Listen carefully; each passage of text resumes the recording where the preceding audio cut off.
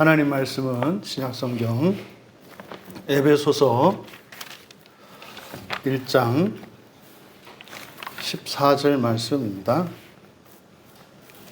신약성경 310쪽입니다.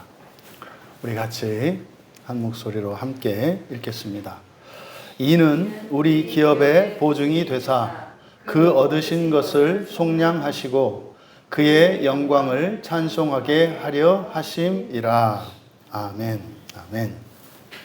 13절에 이어 이제 14절의 말씀을 함께 나누겠습니다. 13절의 말씀을 한마디로 정의한다면 그리스도 안에서라고 할 수 있습니다. 그리스도 안에서 여러분들이 들었던 것, 또 경험했던 것, 그래서 여러분들이 믿었던 것, 그리스도가 이유가 되어서 여러분들이 행했던 그 모든 것들, 그것이 성령으로 말미암아서 그 일들이 인침을 받았다. 그러니까 성령께 인침을 받았다.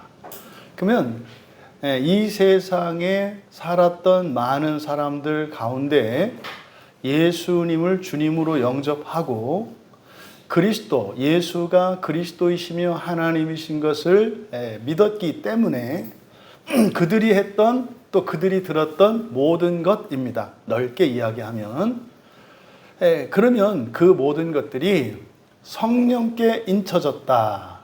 그러니까 성령께 모든 것이 맡겨졌다. 이런 뜻입니다. 그러니까 성령께서 여러분들이 듣고 행한 모든 것들, 경험한 모든 것들을 이제 성령께서 도장 찍으셨다 이 말이에요. 그러니까 그것의 완성이 누구께 있다? 성령께 있다는 겁니다. 최근 들어 더 이제 제 귀가 더 이게 이제 예민하게 된 것과 또 어른에 대한 갈망, 이게 이제 요즘에 제 마음속에 이제 큰데, 이 시대에 우리나라의 어른, 그러니까 모든 사람들, 모두일 수는 없겠습니다만, 여러 가지 기준에 따라 이렇게 나뉘어진 사람들이 정말 그 권위에 순복하고 그 말씀에 감화될 수 있는 어떤 어른, 그 어른에 대한 이 갈망이 있어요. 이게 이제 저도 인간적이다 보니까 그런 것인지 모르겠습니다만, 제 마음속으로는 그러죠. 야, 네가 또 이렇게 사람을 바라고 기댈 게 아니라 더 주님께 기도하고 그래야 되는데 왜 자꾸 사람을 찾으려 하는가? 이게 이제 저의 연약함인 거죠. 저의 연약함이 또 그런 거예요. 하나님의 말씀을 전하면 그 말씀들이 정말 듣는 이들에게마다 그게 깨달아지고 거기에서 그들의 깊이 잠들었던 그 영혼의 잠, 인생의 잠에서 깨어나고 내가 정말 인생의 새로운 목적 발견하게 되었고 내가 지금까지 살아왔던 것이 이러이러한 점이 어리석었고 문제가 있었구나 이렇게 깨닫고 막 이렇게 정말 이렇게 살아나는 그런 일들이 그냥 일반적으로 다반사로 일어난다면 이제 그러지 않았을 가능성이 많죠. 근데 안 되니까 이렇게 너무나 분명하고 확실한 그 구원의 길에 대해서 이렇게 설교를 하고 또 심지어는 찾아가서 막 설명을 하고 설득을 해도 막 그거에 대한 반발이 막 나오니까 그럴 때 이제 드는 아쉬움이 이제 주제넘은 생각이죠. 그러니까 내가 아닌 사람들이 나를 믿지 못하기 때문에 이 복음을 듣지 못하는 것은 아닐까. 그래서 이 복음이 사람들에게 온전히 전해지지 않는 것이 나의 연약함 때문 아닐까. 이제 이런 고민이 드는 거예요, 인간적으로. 그러니까 나는 나일 수밖에 없는데, 그러면 이걸 어떻게 해서든지 사람에게 전해야 되겠는데, 그러려면 그 복음이 전달되는 데 방해가 되는 어떤 요소가 나에게 있다면, 그러면 나에게 있는 이런 한계와 약점들, 이런 방해 요인들이 없는 누군가, 그 누군가가 있어서 그런 누군가가 사람들에게 복음을 전하면 정말 그냥 쉽게 받아들이지 않을까 하면, 그렇게 하면 좀 받아들였으면 좋겠다, 뭐 이런 이제 인간적인 희망사항인 거죠. 그래서 이제 그런 분들을 이제 뭐 아주 많이는 아니고 중간중간에 이제 찾아 나섭니다. 뭐 나와 있는 책들을 뭐 뒤적이기도 하고, 또 이렇게 온라인상에 나와 있는 또 이런 정보들을 이렇게 뒤지면서 정말 이렇게 그런 어른이 없을까. 근데 그러다가 이제 후보자가 될 만한 분들을 만나서 이야기를 들어보고 이렇게 하면은 처음에는 막 소망이 생겨요. 야, 그렇지. 이런 분들이 계시지. 근데 끝에 가면 마지막에 이제 실망하게 되는 게 뭐냐면, 결국에는 하늘 아래 땅으로 다시 다 내려와요. 그리고 다 사람 되는 이야기예요. 이게 말은 복음이라고 하고 이렇게 하는데, 그러면서 이제 그 끝에 가면 성경에서 제시하고 있는 이 복음의 진술들이 부족하다는 거예요. 심지어 목회자들이, 성경을 설교하는 이 목사들이 부족하다는 거예요. 그래서 성경만 믿을 수 없고 설교만 들어서는 안 된다. 따로 공부해야 된다. 이렇게 가는 거예요, 결론이. 그러니까 사람들에게 좀 존경을 받고 인정받는 사람들을 찾아가면 결국 마지막에 그 사람들을 이렇게 인격적으로 감화시키고 또 하나님 말씀에 대해서 전하는 것 같은데, 그 이야기를 다 듣고 가보면 그들이 지향하는 지향점, 그 도착지가 어디냐면 꼭 성경만 고집하지 마라. 그리고 꼭 목사의 설교만을 의지하지 마라. 그게 다가 아니다. 어떻게 목사가 모든 것을 다 알며, 어떻게 목사가 뭐 교인들의 모든 것을 능가하겠는가? 그거 맞는 말이죠. 근데 여러분, 예수님의 제자들 가운데 당시에 살았던 어떤 사람들보다 무엇이 우월한 사람들이고 특출난 사람들이기 때문에 제자 삼지 않았어요. 오히려 그런 연약한 이들을 주님께서 제자로 삼으신 것은 복음을 방해하는 요소들을, 그런 복음을 방해할 수 있는 요소들이 최소화된 사람들입니다.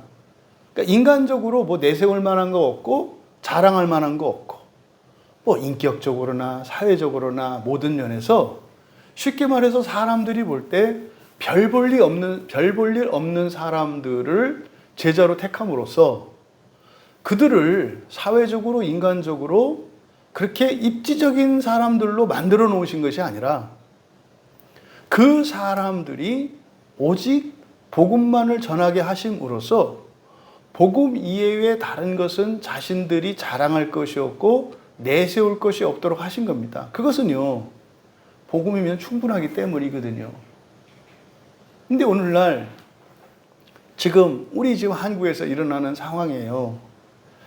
물론 그 1차적인 책임이 우리 목회자들에게 있는 것은 틀림이 없습니다. 그러함에도 불구하고 교회의 연약함, 목회자의 이런 부족, 이런 것들이 절대로 성경에서 우리에게 가르쳐 주시는 참된 그 복음을 전하는데 전혀 방해를 받거나 제약이 되지 않아요. 왜요? 성령께 인침을 받았기 때문에. 우리의 연약함이, 우리의 내재적인 모순과 이런 결함들이 오히려 하나님의 전능하심을 사람들로 하여금 인정하지 않을 수 없게 하는 거예요. 야, 저런 목사를 통해서 이런 일들이 일어난 것은 저 사람이 한 게 아니라 정말로 성령께서 하신 것이구나. 이렇게 인정하지 않을 수 없는.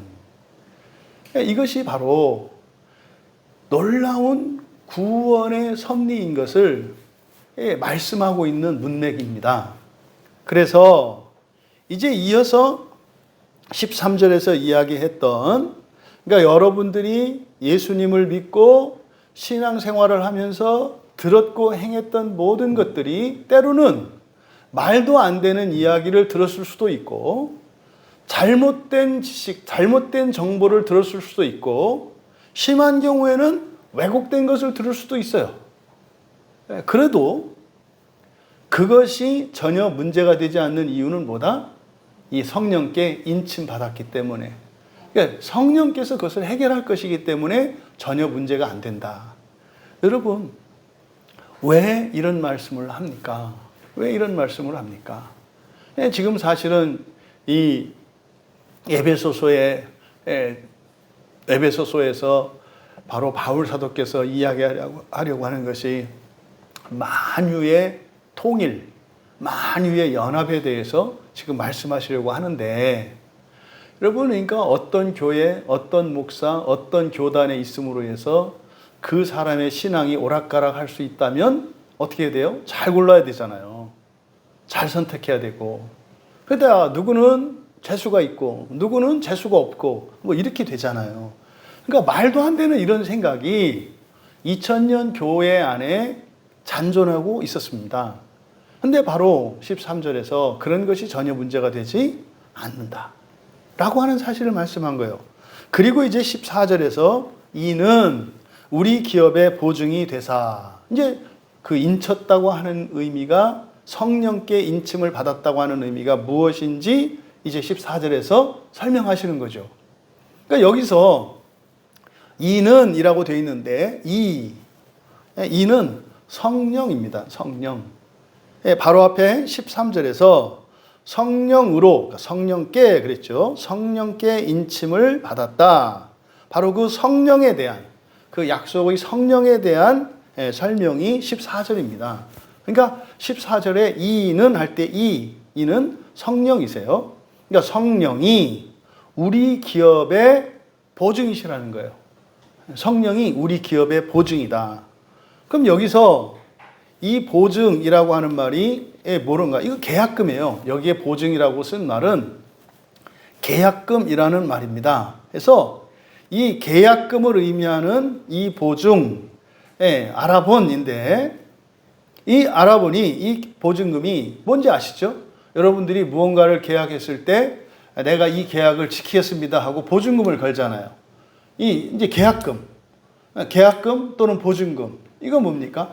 약속을 이행하지 않으면 이것에 대한 권리가 상대방에게 넘어가는 거예요. 그러니까 뭐 대표적으로 어떤 부동산을 거래한단 말이에요. 그래서 이것을 내가 사겠습니다. 그럼 사려면 그 대금을 다 일시불을 치러야 하는데 지금 없잖아요. 하지만 이것을 내가 사겠다고 하는, 그래서 이 계약을 맺음으로써 다른 사람에게는 팔 수 없는 권리를 가져요. 그러니까 소유권은 나에게 있지 않지만 살 수 있는 권리가 나한테 있어요. 그거에 대한 보증금으로 계약금을 내는 거예요. 그럼 이 계약금을 받은 사람은 계약을 한 이후에 다른 누군가가 와서 그것을 팔라고 했을 때 임의로 그걸 팔 수가 없단 말이에요. 만약에 그 계약을 깨게 되면 계약금을 건 사람은 그 계약금을 떼게 되고, 그리고 계약금을 받은 땅 주인의 경우에는 2배로 그거를 물어줘야 합니다. 그러니까 이게 이제 보증금이에요. 그러니까 여기서 성령이 우리 기업의 보증이 된다라고 하는 것은 어떤 의미입니까? 만약에 예수 그리스도 안에서 너희들이 듣고 행했던 그 모든 것, 그거 뭐 그냥 지 소견대로 하고 또 바른 길로 하고 또 뭘 했던 모든 거예요, 모든 것. 이게 성령께 인쳐졌어. 그러니까 성령께서 일을 하신다는 거예요. 이게 계약이죠. 근데 그 성령이 또 우리의 계약금이래요. 그러니까 보세요.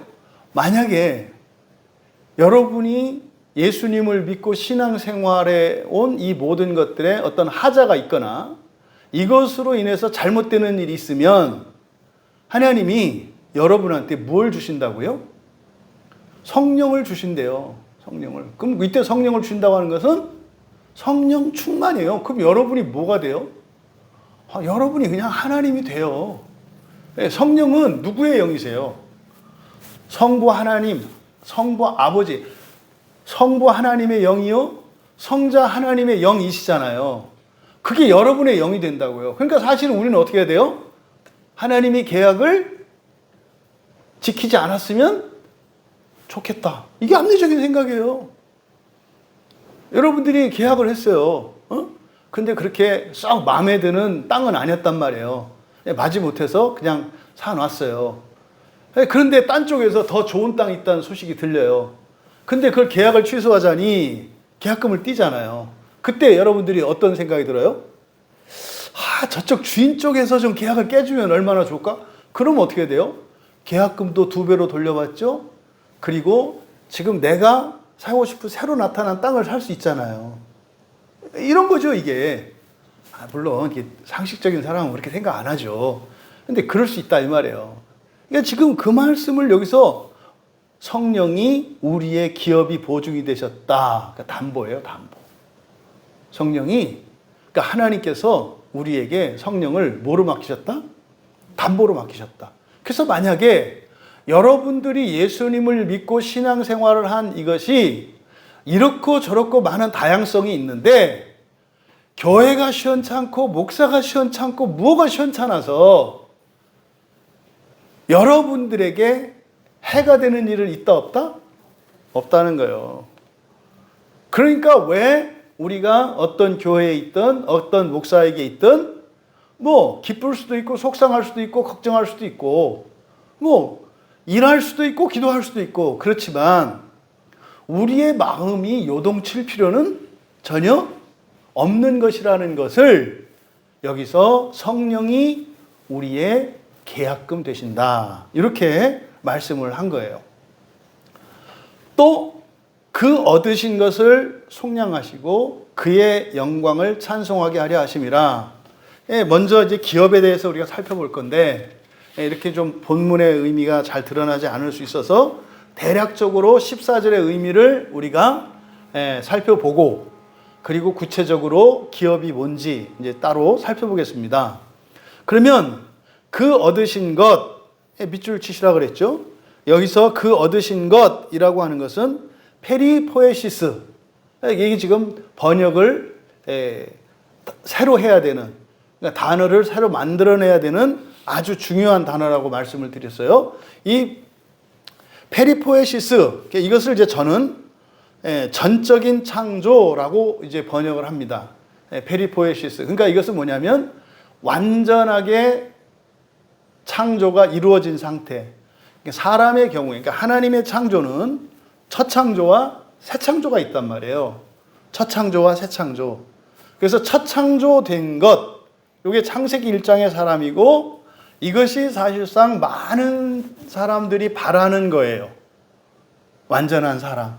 이게 이 세상에 있는 모든 종교, 모든 학문, 모든 철학, 모든 법과 윤리, 기준, 이 모든 것들이 추구하는 게 바로 첫 창조의 완성이에요. 이게 첫 창조입니다. 그런데 성경에 보면 첫 창조만 있는 게 아니라 새 창조가 있단 말이에요. 그러니까 하나님께서 처음 창조하셨고 처음 창조하신 것을 가지고 새롭게 창조하시는 게 하나님의 창조예요. 그런데 이 첫 창조는 뭐가 있어요? 첫째 날, 둘째 날 크고 작고 밝고 어둡고 그리고 어떤 혈통이고 어떤 인종이고 어떤 성이고 차별이 있어요.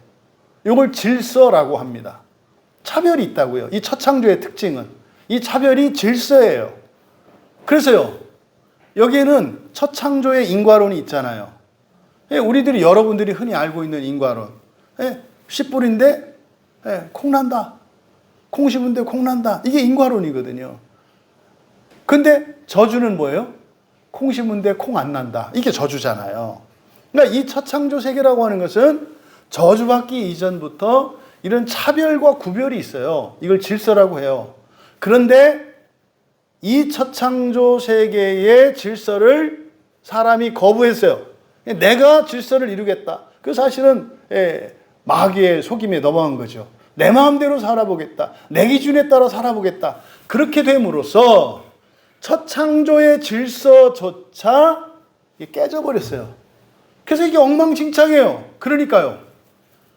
이런 세계에서는 당연히 불법자가 나오고 범법자가 나오고 거짓말쟁이가 나오는 것이 자연스러운 거예요. 왜요? 법을 지키고 도덕적으로 살면 나에게 유익한 것뿐만 아니라 해가 되는 일, 손해가 되는 일들이 일어나요. 그러니까 첫 창조 세계가 이게 죄로 인해서 훼손되지 않았더라면 그렇게 살면 돼요. 근데 문제는 첫 창조 세계 자체가 불평등한 세계인데, 그리고 그 불평등한 세계에서도 규칙이 깨졌어요, 인과론이. 그러면은요, 불평등한 사회에서 더군다나 규칙이 깨어졌어. 그럴 때 현명한 삶의 방식은 뭐예요? 불법이에요, 여러분. 제가 불법을 조장하는 게 아니라 그렇다 이 말이에요. 그래서요, 예수 안 믿는 사람들은 있잖아요. 가장 지혜로운 사람들은 법을 안 지키는 사람들이에요. 예수를 믿지 않는 사람들은. 낙원과 지옥을 믿지 않고 하나님 나라를 믿지 않는 사람들은요, 사실상요, 범법하면서 편법으로 살아가는 사람이 가장 지혜로운 사람들이에요. 누가 이렇게 살아가죠? 그 사회의 권력자들이 그렇게 살아가요. 그리고 교육은 어떻게 하죠? 지키라고 하죠. 누구만 법을 어기게? 우리만. 이게 이 세상에 있는 국가와 사회 시스템의 핵심 원리예요. 이게.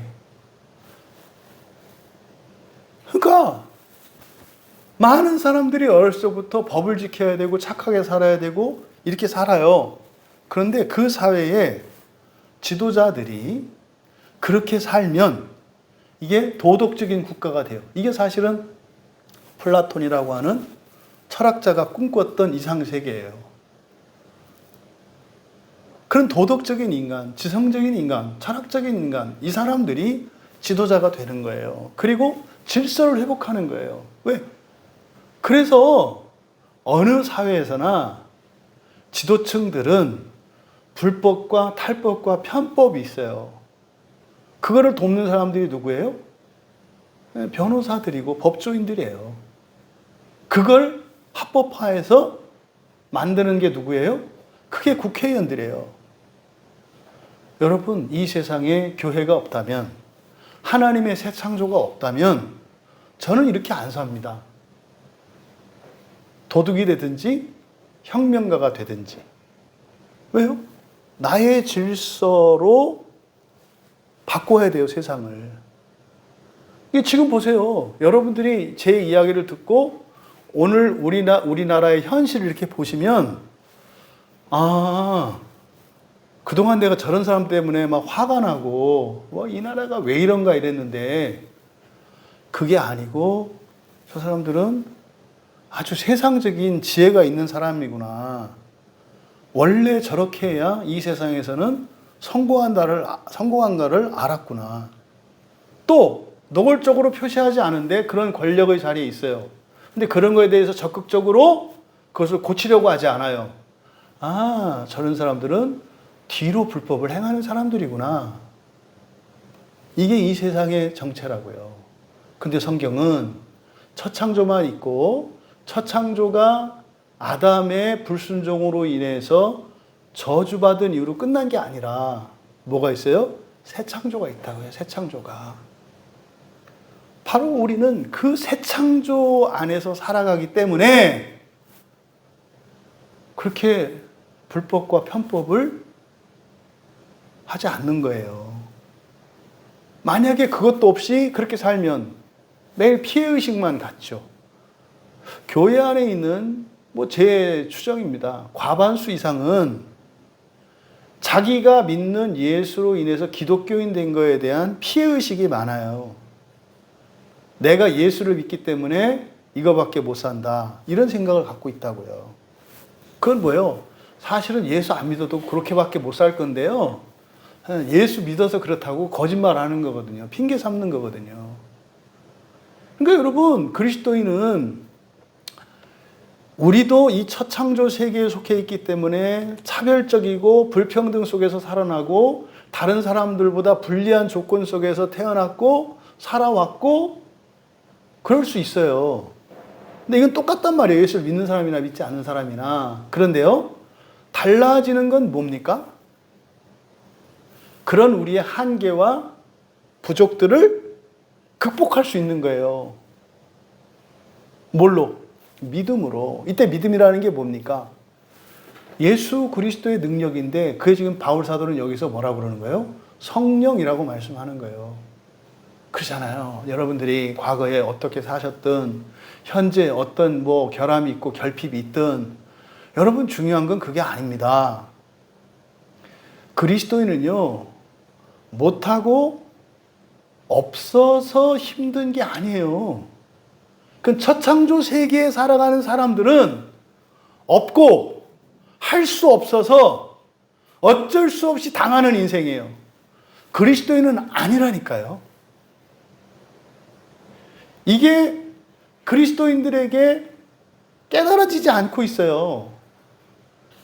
그러니까 교회 안에서 맨날 누가 크냐 작으냐의 싸움. 예수님 제자들이 맨날 그러잖아요. 웃기는 거지. 여러분이 가로 10cm, 세로 10cm, 높이 10cm인 함을 가지고 있는데 거기에다가 금가루를 담아주신단 말이에요. 근데 어떤 사람은 그 함 안에 반 정도가 다른 거로 채워져 있고 어떤 사람은 텅텅 비어 있어요. 근데 남은 공간에다가 이 금가루를 채워줄 거거든요. 그럴 때 여러분, 이때 금은 가장 가치 있는 것으로 제가 가정하고 말을 하는 거예요. 그럴 때 제일 좋은 사람이 어떤 사람이에요? 안에 뭘 채우고 있는 사람이에요? 텅 빈 사람이에요? 텅 빈 사람이 더 좋은 거예요. 왜? 가장 가치 있는 것으로 채우니까. 여러분, 이게 그리스도인의 삶의 원리라니까요. 오히려 그래서 이 교회 안에서는요, 없는 게 자랑이 되고 하나님께 감사가 돼요. 그러세요? 예수님이 뭐라고 그랬어요? 네가 가진 거 다 나눠주라고 그랬잖아요. 왜요? 나누는 게 목적이 아니에요. 뭐 하려고 하시는 거예요? 채워주시려고 하는 거예요. 무엇으로? 성령으로. 성령으로 채워주시려고 하는 거예요. 그래서 나눠주라고 한 거예요. 그러니까요, 어차피 어떤 사람은 비울 것도 없어. 그러니까 얼마나 좋아요. 그러면 이 사람들은 성령으로 충만케 되어지는, 제가 금이라고 이야기한 금으로 채우는 일에 신경 써야 되잖아요. 근데 이 사람들이 금을 채우는 일에 신경 쓰는 게 아니라 뭐예요?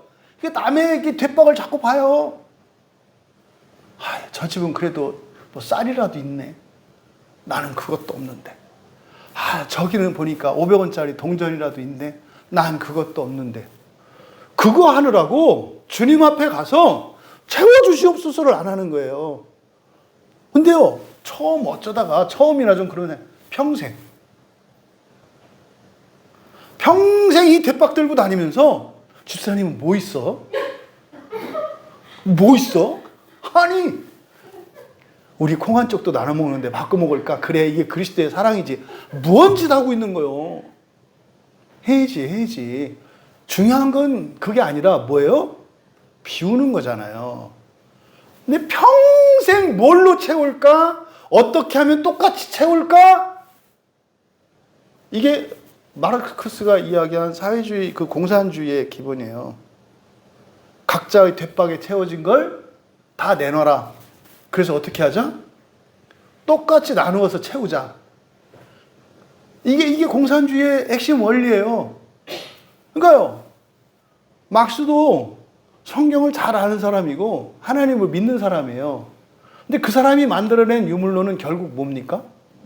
새 창조를 몰랐기 때문에, 첫 창조만 알았기 때문에, 이게 뭐예요? 현세적인 신앙이란 말이에요.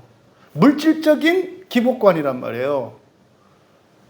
그러니까 그걸 넘지 못하고 이런 정치 이념과 이런 거로 만든 거예요. 그러니까 그 공산주의를 만들어서 유물론을 만들어낸 막스나 이 시대의 그리스도인들이나 어떤 점에서는 다를 바가 없어요. 뭐에서? 복음을 모른다는 점에서. 그럼 어차피 모양만 달라요. 사는 거 다 똑같아요. 다 똑같다고요. 북한 저 김정은 정권 치하에서 일어나는 어떤 사회 구조와 사회적 모순, 이게 우리나라에는 없을까요? 이게 교회 안에는 없을까요? 어떻게 똑같아요?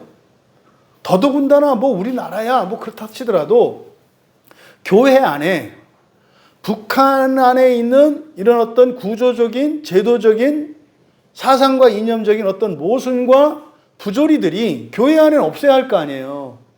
근데요, 이 안에 있어요. 이 안에 나타난다고요. 김정은의 말이면은 절대적인 거. 여러분, 뭐 이렇게 얘기하면 또 맞아 교회 목사님들의 다 절대적이지. 그런 시대 지나간 지 오래됐어요. 교회 안에 목사들이 마음대로 하고 자기 마음대로 하던 세상은 이미 한참 전에 지나갔어요. 그런 교회 거의 없어요. 지금은 뭐 대다수의 교회에서 목사들이 쫓겨나는 상황인데, 심지어 성경도 솔직하게 말하지 못하는 상황인데, 그래서 이재철 목사 같은 사람은 어떻게 한다고 그랬어요? 말 못한다. 그러니까 먼저 돈을 벌어놓고 교인들한테 꿀리지 않게 해놓은 다음에 목사가 되라는 거예요. 그래야 생활비 때문에 교인들 눈치 보느라고 설교를 못하는 일이 없으니까 일단 경제적으로 독립해라. 이게 목사 되는 조건이래요. 이 양반이 완전히 미치셨어요. 진짜로. 이게 2005년에 했던, 지난주 주일 때 제가 말씀드렸잖아요. 희한하죠? 또 그걸 어떻게 듣게 되는지. 2005년에 했던 말이라서 이게 처음에만 그런 생각을 가진 게 아니었을까. 근데 한 달 전에 다른 교단 그 목회자 세미나에서 똑같은 얘기를 하더라고요.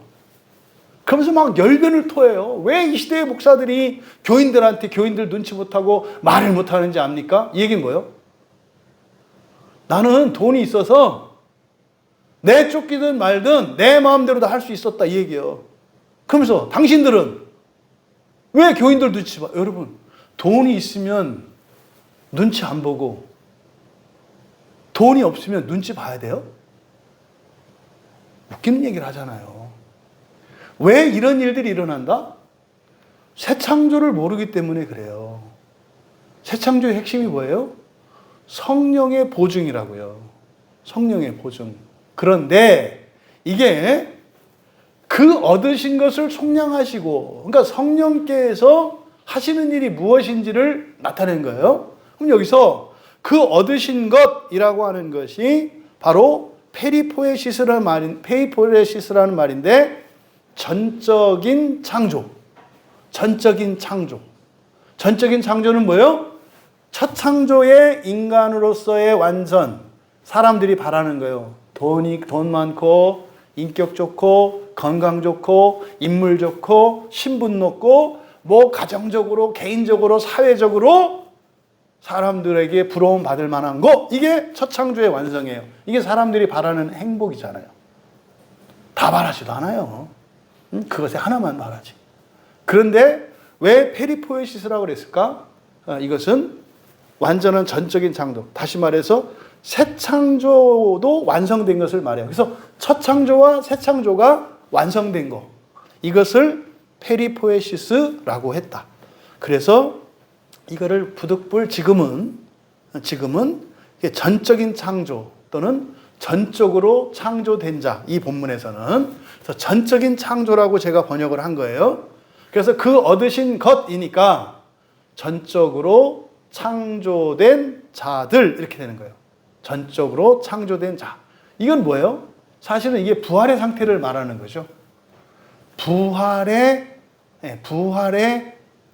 참여한 사람들, 이 사람들을 페리포에시스라고 하고 있다. 그러면 바로 성령께서 하시는 일이 뭐라는 거예요? 바로 그 전적으로 창조된 자를 속량하신대요. 여러분, 여러분의 죄를 속량해 주신 분이 누구시죠? 예수 그리스도시잖아요. 근데 왜 성령이 속량해 주신다 그래요? 같은 걸까요? 다른 걸까요? 다른 거겠죠. 예수 그리스도께서 속량해 주신 것은 우리의 육체의 죄를, 인간의 죄를, 사람의 죄를, 첫 창조의 죄를 속량해 주신 거 아니에요. 그러면 성령께서 속량하시는 것은 뭐예요? 거듭난 우리의 영혼이죠. 그러니까 인성을 속량하신, 인성의 죄를 속량하신 것은 예수 그리스도의 십자가 사건이고, 성령께서 인치시고 성령이 지금 하시는 일은 뭐예요? 우리의 영성을 속량하시는 게 성령의 하시는 일이라는 거예요. 그러니까 속량을 육체, 인간, 첫 창조의 죄에 대한 속량, 그리고 우리의 영성에 대한 속량, 구분해서 지금 설명하고 있는 거예요. 이해되지 않으세요?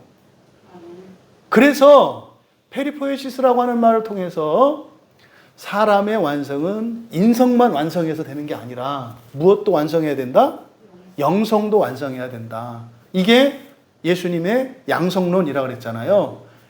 사람, 인자이시며 신자, 사람의 아들이시며 하나님의 아들이신 예수 그리스도. 이것은 우리의 예표예요. 여러분이 사람의 아들이면서 하나님의 자녀들이잖아요. 그러니까 그리스도인은 양성을 가지고 있어요. 그러니까요, 두 세계를 동시에 살아간다고요. 첫 창조 세계와 새 창조 세계를 함께 살아가는 거예요. 그러면 첫 창조 세계인 사람으로서의 죄와 허물들을 속량하신 것은 예수 그리스도의 십자가 사건이고, 하나님의 자녀로서 우리의 영성의 결함과 하자들을 속량하신 것이 성령의 일이라는 거예요. 그러니까 예수님께서 지상에 사람으로 오셔서 사람의 죄의 문제를 해결하시고 하늘로 올라가시고, 이제 우리의 영성의 문제를 해결하시기 위해 성령을 보내주신 거죠. 그러니까 우리의 구원 사역은 예수 그리스도의 십자가의 속량과 성령의 인치심으로 말미암는 영성의 속량으로 완성되는 거다라고 하는 사실을 가르쳐주고 있죠. 제가 이거를 여러분한테 설교하면서 얼마나 여러분이 감사하고 또 제가 얼마나 기쁜지. 못 알아들어요. 지금 한 설교 내용을 못 알아듣습니다. 여러분이 지금 제가 한 이 설명을 알아들을 수만 있어도 여러분들은 정말 특별한 분들이세요. 그리고 뭐 이런 설교를 어디 가서 하겠어요? 여러분들이 아니고서요. 그러니까 사실은요, 오늘 그 생각이 들더라고요. 설교는 내가 하지만 우리 교인들과 내가 함께 만들어가는 거고, 물론 우리들을 성령께서 주장하셔서 하는 거구나. 그러니까 이 모임 자체가 사람이 많고 이게 중요한 게 아니에요. 만약에 여러분들이 이 수요일 저녁에 설교를 들으러 오지 않는다면 물론 저는 그냥 혼자라도 할 거예요. 근데 다르지 않겠어요? 여러분들이 계시니까 여러분들을 위해서라도 더 마음을 기울이고 대충 하지 못하고 더 마음을 기울일 거 아니에요. 그러니까 그러잖아요. 여러분이 수요일에, 새벽에, 금요일에, 주일에 이렇게 나오는 여러 가지가 이유가 있습니다만 여러분들이 이 설교를 만들어내는 거예요. 저 혼자 하는 일이 아니에요. 또 여러분들이 은혜를 받으시고 그걸 통해서 이 설교의 완급과 이런 걸 조절하지 않겠어요? 못 따라오면 또 늦춰야 되고 뭐 이러지 않겠어요? 그러니까 이 자리가 이게 진리 안에서 교제한다는 게 이런 거구나. 제가 혼자 설교 준비할 때 혼자 하겠어요? 성령께서 분명히 인도해 주시고 제 마음속에 늘 여러분이 있죠. 우리 지체들 한 사람 성경을 이렇게 읽고 설교 준비를 하다 보면 생각이 나거든요. 여러분도 그렇잖아요. 설교를 들을 때 누가 생각나지 않아요? 어떤 설교는 누가 좀 들었으면 좋겠다. 또는 나의 과거의 어떤 사건들이 생각나지 않아요? 똑같죠. 저도. 그러니까 이 교회 안에서 일어나는 일은 모두 다 우리가 함께 하는 거구나. 설교뿐입니까? 여러분들이 이 교회 안에서 어떤 일을 하든지 그 일은 모두 다 함께 하는 거 아니겠어요? 생각이 나잖아요. 생각이 나잖아요. 그렇구나. 진짜 우리가 다 함께 하는 거구나. 그런 거구나. 물론 그 자리에 누군가가 나서서 눈에 보이는 사람은 있지만 정말 교회 안에서 일어나는 일은, 교회에서 행해지는 모든 일들은 다 함께하는 거구나. 이 놀라운 말씀이 바로 우리말로 그 얻으신 것을 속량하시고, 그래서 이 얻으신 것은 바로 어떻게 해요? 전적으로 창조된 자들. 그러면요, 전적으로 창조된 자라고 하는 것은 없잖아요, 이 세상에. 그죠? 누굴 말하는 거예요? 첫째, 부활의 영광. 넓게는 부활을 목표로 살아가는 사람들을 말하는 거예요. 부활을 목표로 살아가는 사람들. 사실은 이 사람들이 뭡니까? 거듭난 사람들이고, 그 사람들이 그리스도 안에 있는 사람들이에요. 그 사람들을 속량하시는 것이 누가 하시는 일이다? 성령께서 하시는 일이다. 또 이어서 그의 영광을 찬송하게 하려 하심이라. 그래서 지금 우리말 성경은 속량하시고 하려 하심이라 이렇게 되어 있습니다만, 둘 다 위하여 이렇게 되어 있습니다. 그러니까 기업의 보증이 되신 목적과 목표를 이야기하고 있는 게 뒤에 있는 내용들이에요. 그러니까 이거를 쭉 이어서 해석을 하면 그렇게 돼요. 맨 뒤에 있는 그의 영광을도 아니에요. 영광의 해야 돼요. 그의 영광의 찬송을 위하여. 뭐라고요? 그의 영광의 찬송을 위하여 전적으로 창조된 자의 속량을 위하여. 무슨 말인지 아시겠죠? 그러니까 성령께서 우리 기업의 보증이 되시는 이유, 목적이 뭐다? 그의 영광의 찬송을 위한 것인데, 그 영광의 찬송을 누가 해요? 그 얻으신 것이라고 번역되어 있는 전적으로 창조된 자들이 그의 영광의 찬송을 하는 거예요. 그래서 그들을 속량하신 거다. 그러니까 그들을 속량하시기 위하여.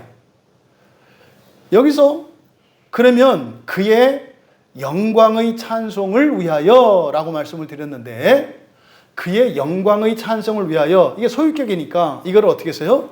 그의 영광을 찬송하게 하려 함이라 이렇게 이제 번역을 해놓았잖아요. 뭐 이렇게 번역할 수도 있어요. 그런데 이렇게 번역을 하면 뜻이 안 나타나요. 여러분이 어떤 때 누군가를 무지하게 칭찬하고, 여러분이 어떤 때 어떤 장소나 무엇을 막 좋다고 사람들한테 선전하죠? 그 이전에 여러분이 어떤 사람이나 그 어떤 장소나 무엇으로 인해서 큰 유익을 누린 거죠. 그렇잖아요. 그래야 좋다는 얘기를 할 거 아니에요. 그러니까 그래서 그의 영광을 찬송하려고 하면 그 이전에 어떤 일이 있었던 거예요? 그 영광을 맛본 거예요. 유익을 맛본 거예요. 그러면 이렇게 이제 만약에 영광을 찬송하게 하려 함이라 이렇게 번역을 해놓고 설교하려면 이 이야기를 반드시 해야 되는 거예요. 여러분, 하나님의 영광을 찬송하기 위한 것입니다 하고 나가버리면 안 돼요. 그러면 우리는 어떻게 돼요? 우리는 찬송하는 자, 하나님은 찬송을 받으시는 자, 이렇게 된다. 이 얘기는 그 얘기가 아니에요. 초점은 뭐예요? 그 영광을 우리가 먼저 누리는 게 초점이에요. 여러분이 하나님의 영광을 완전히 찬양할 수 있을 때가 언제일까요? 그렇죠. 부활했을 때예요. 부활하는 순간에 여러분이 이 상태로 부활하면 다 죽어요. 심장 터져서. 그 감격과 영광은 감당할 수 없기 때문에. 그러니까 여기서 그의 영광을 찬송하게 하려 하심, 이게 아니라 그대로 직역을 해서 그의 영광의 찬양을 위한. 그래서 데살로니가 후서 2장 14절에 이걸 잘 설명해 놨어요. 이를 위하여 우리의 복음으로 너희를 부르사 우리 주 예수 그리스도의 영광을 얻게 하려 하심이라. 뭐라고요? 우리 주 예수 그리스도의 영광을 얻게 하려 하심이라. 그러니까 지금 여기서 14절에서 이야기한 영광의 찬송을 위하여라고 하는 것은 뭐예요? 여러분들이 그리스도의 영광을 다 얻어서 부활했을 때 여러분들은 하나님을 찬양하지 않을 수 없어요. 이때가 언제라고 그랬어요? 이때가 사탄이 하나님께 경배하는 때예요. 요한계시록에 가면 사탄이 성경에 경배하는 얘기가 안 나와요. 경배하지 않아요. 왜요? 너무 잘나게 만들어놔서.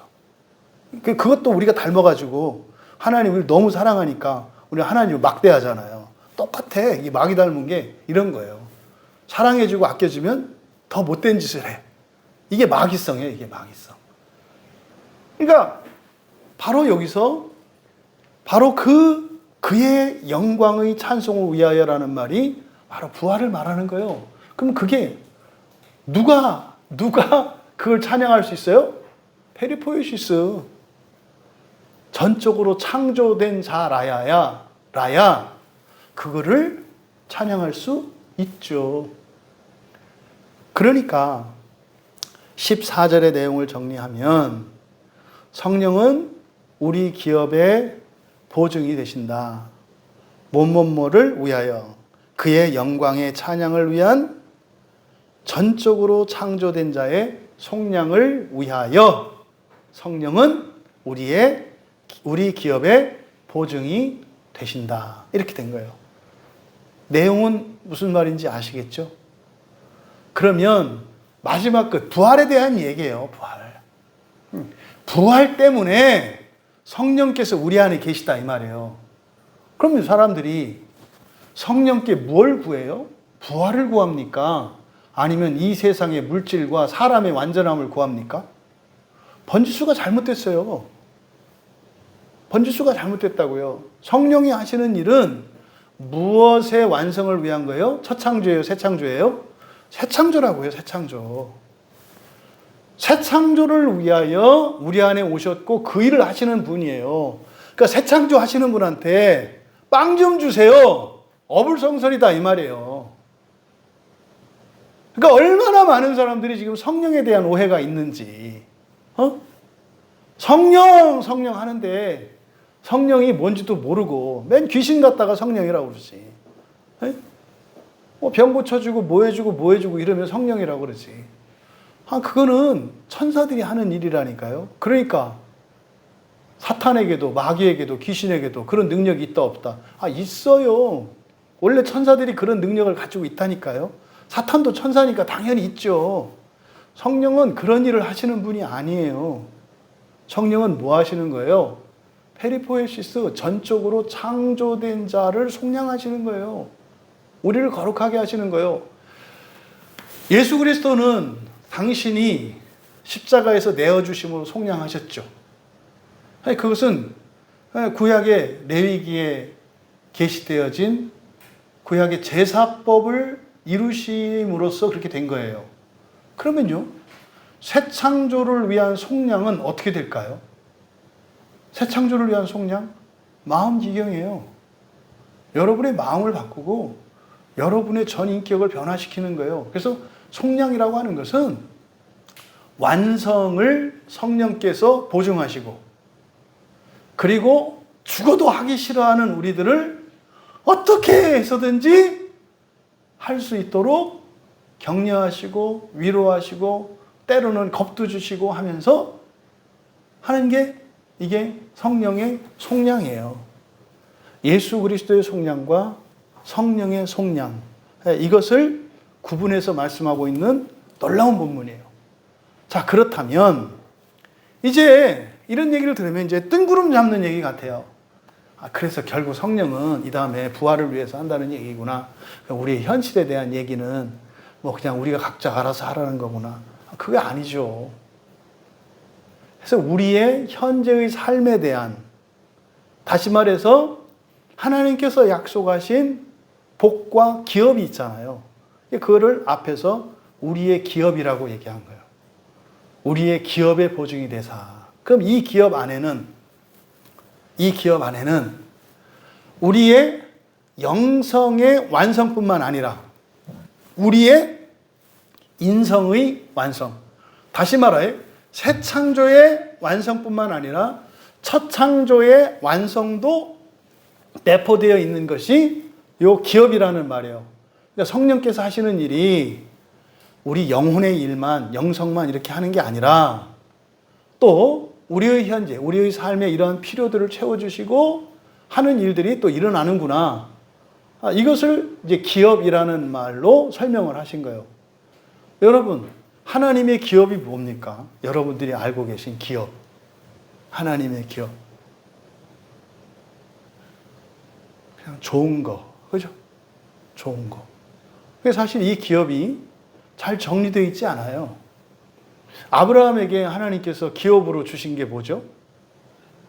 예, 가나안 땅과 후손이에요.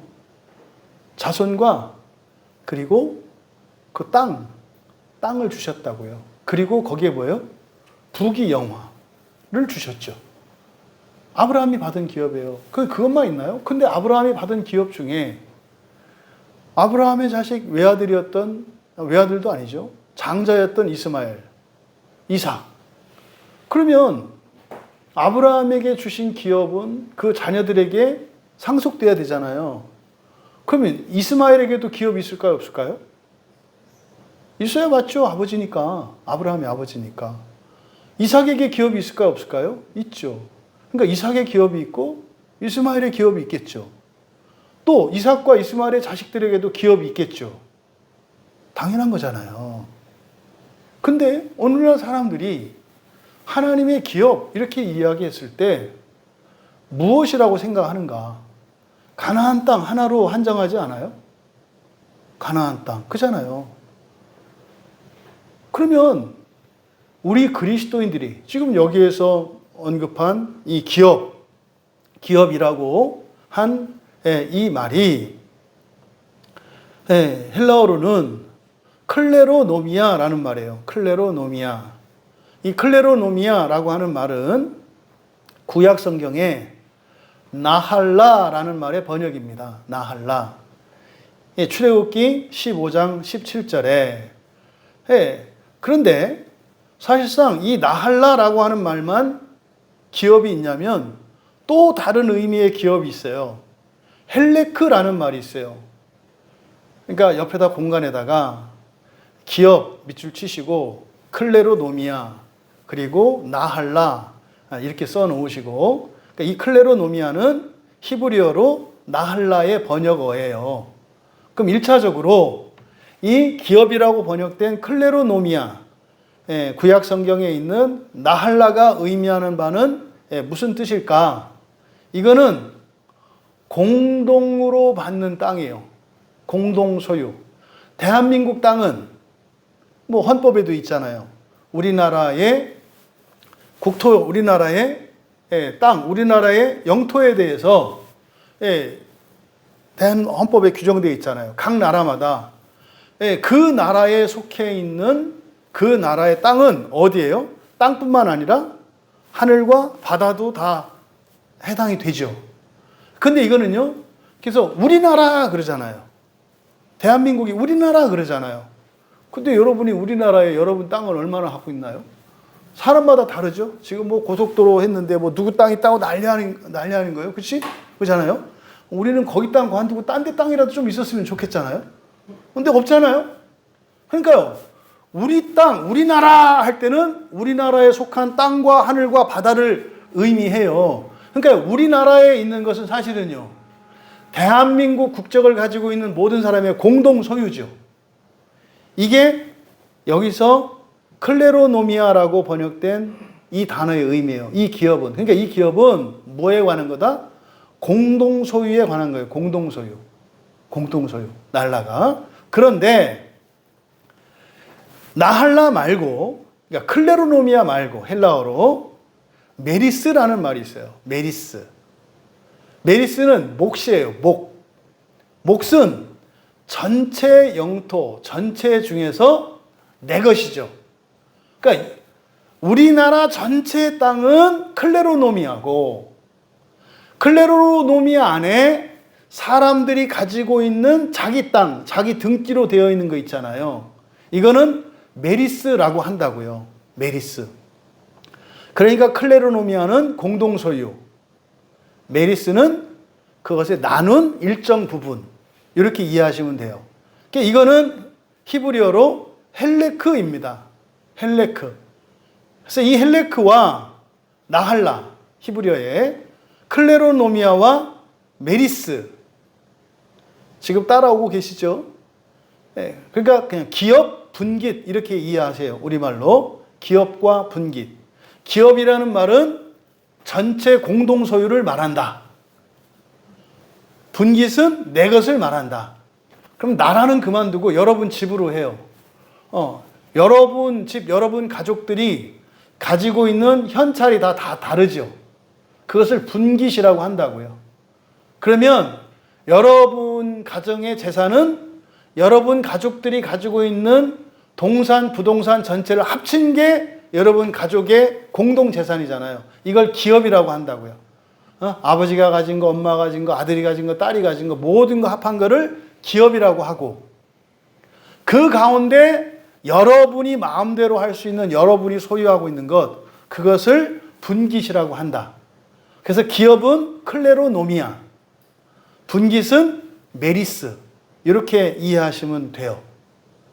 그런데 그 클레로노미아에 해당하는 히브리어는 나할라, 분깃에 해당하는 메리스, 분깃, 메리스에 해당하는 히브리어는 헬레크, 이렇게 정리하시면 돼요. 그런데 또 있어요.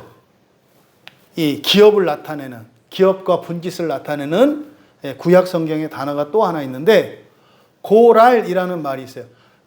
지금 헷갈리지 마세요. 여기에 사용된 기업이라는 말은 헬라어로 클레로노미아라는 말이에요. 이거를 히브리어로 나할라라고 하고 공동 소유를 의미한다 그랬어요.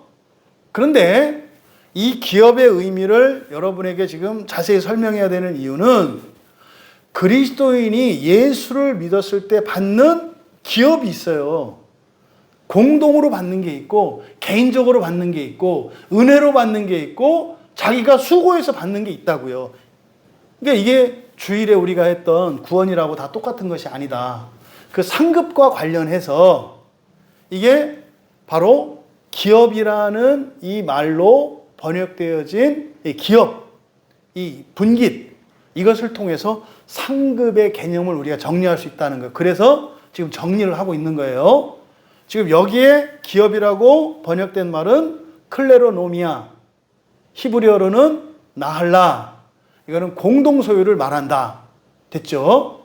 그런데 이 기업의 개념 안에는 이제 구약 성경으로 가면 고랄이라는 말이 또 있어요. 고랄. 이 고랄은 원래 제비뽑기를 말하는 거예요. 제비뽑기. 근데 고랄이라고 하는 이 제비뽑기가 이스라엘 자손들이 가나안 땅으로 갔을 때 여호수아가 땅을 분배할 때 사용했던 방식이 뭐였어요? 제비뽑기였죠. 그럼 제비는 누가 뽑아요? 내가 뽑잖아요. 그러니까 민족의 대표, 각 지파의 대표가 뽑잖아요. 사람이 뽑잖아요. 사람이. 그럼 보세요. 가나안 땅은 하나님이 주신 기업이었어요. 누구에게? 아브라함 자손에게. 그쵸? 근데 그게 이제 아브라함 자손들 가운데에서 순종하는 자와 불순종하는 자가 나뉘어요. 그래서 결국 누가 가져요? 그 땅은? 순종하는 자들이 가져요. 순종하는 자들. 그게 여러분들이 알고 있는 아브라함, 이삭, 야곱, 요셉 이렇게 쭉 이어나가는 계보예요. 네. 그런데 불순종하면 나가잖아요. 네. 이스마엘 나가고 에서 나가고 이런 식으로 나가잖아요. 바로 그때 12지파가 가나안 땅에 들어와서, 물론 레위 지파를 제외한 거죠. 그렇죠? 에브라임과 므낫세가 2지파 몫을 받아가지고 어쨌든 12지파가 가나안 땅에서 땅 분배를 해요. 근데 그 땅 자체는 하나님이 주신 거야. 그렇죠? 기업으로 주신 거야. 이거는 전적인 하나님의 은혜로 받은 거야. 그런데 땅을 12지파별로 나누어요. 그때 그 땅은 하나님이 그냥 막 떼주신 게 아니라 어떻게 했어요? 참여했다고요. 참여했다고요. 아이, 무슨 제비뽑기가 참여한 거예요. 아니, 도박할 때 자기가 한 거 아니에요? 도박할 때 자기가 한 거 아니냐고요. 이렇게 무슨, 그 빠찡고 뭐 이렇게 돌리고 이렇게 할 때. 자기가 한 일이잖아요. 그렇지 않아요? 아니, 도박해서 딴 사람이 할렐루야, 하나님의 은혜입니다. 이렇게 해요? 쥐가 땄다고 그러지. 안 그래요? 그러니까요, 기업도 마찬가지예요. 하나님이 주신 땅을 그냥 하나님이 일방적으로 나눠주시는 게 아니라 우리가 거기에 참여하게 하신다고요. 그때 사용되는 게 제비뽑기. 제비뽑기라고 하는 것은 하나님의 뜻과 사람의 뜻이 만나는 방법이에요. 왜? 사람의 뜻에 따라 또 막 나눠지면 싸움 나고 난리 나요, 12지파가. 그죠? 근데 제비뽑기라고 하는 방식은 뭐예요?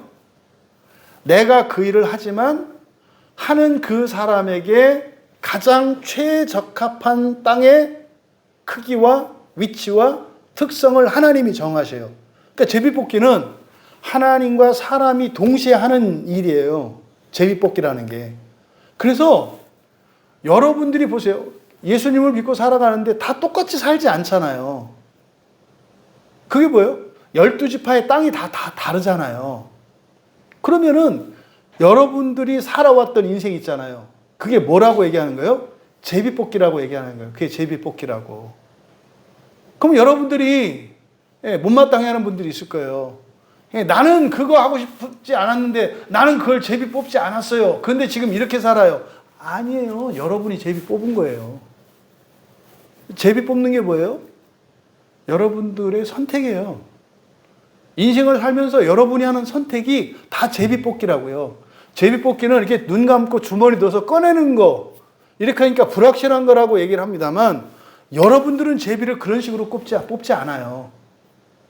여러분 두 눈을 뻔히 뜨고 여러분들의 전 인격을 사용해서 뽑아요. 근데요, 눈먼자와 같으니까 제비 뽑는 거하고 똑같아. 왜요? 똥인지 된장인지를 몰라.